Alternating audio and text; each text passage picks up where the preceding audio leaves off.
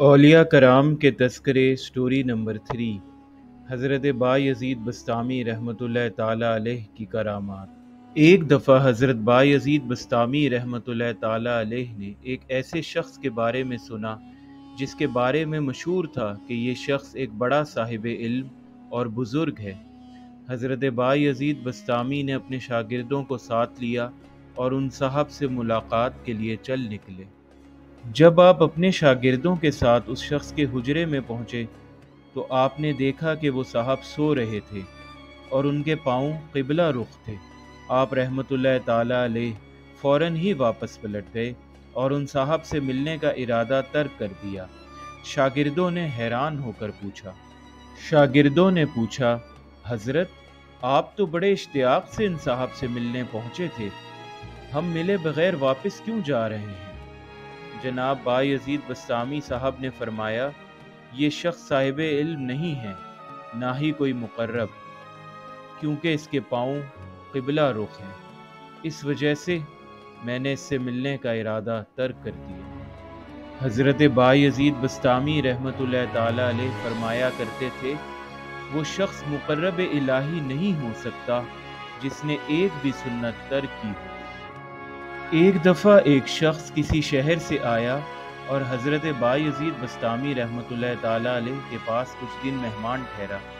وہ یہ شہرت سن کر آیا تھا کہ حضرت بایزید بسطامی صاحب کشف و کرامات ہیں۔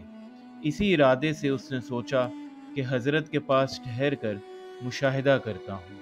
حضرت بایزید بسطامی نے اس شخص کی خوب مہمان نوازی کی اور وہ کئی دن آپ کے پاس ٹھہرا۔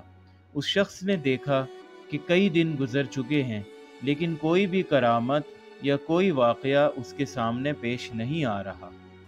وہ شخص مایوس ہوا اور اس نے واپس جانے کا قصد کیا۔ حضرت بایزید بسطامی نے اس کو دروازے تک چھوڑا اور اس سے فرمایا، آپ نے بہت تکلیف کی، اتنی دور سے چل کر ہمارے پاس آئے، ہمیں مہمان نوازی کا شرف بخشا، آپ کا شکریہ۔ حضرت بایزید بسطامی رحمۃ اللہ تعالی علیہ نے اس کے بعد اس شخص سے فرمایا کہ اگر آپ کو کوئی کام ہے تو بتائیے۔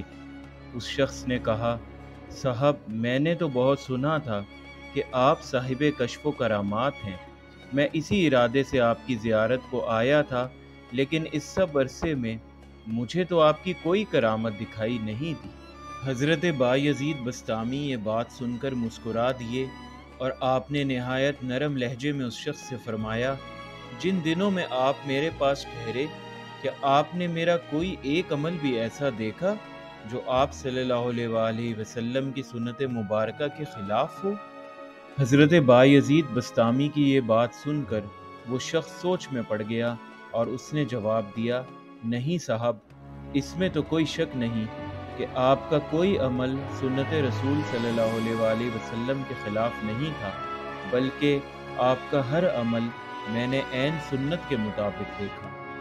یہ بات سن کر حضرت بایزید بسطامی رحمۃ اللہ تعالی علیہ نے فرمایا، جائیے، اس سے بڑی اور کوئی کرامت نہیں۔ حضرت بایزید بسطامی رحمۃ اللہ تعالی علیہ ایک بہت بڑی صاحب علم شخصیت تھے۔ حضرت جنید بغدادی رحمۃ اللہ تعالی علیہ نے آپ کے بارے میں فرمایا تھا کہ بایزید کی اولیاء کرام میں وہی حیثیت ہے جو جبریل علیہ السلام کی دوسرے فرشتوں پر ہے۔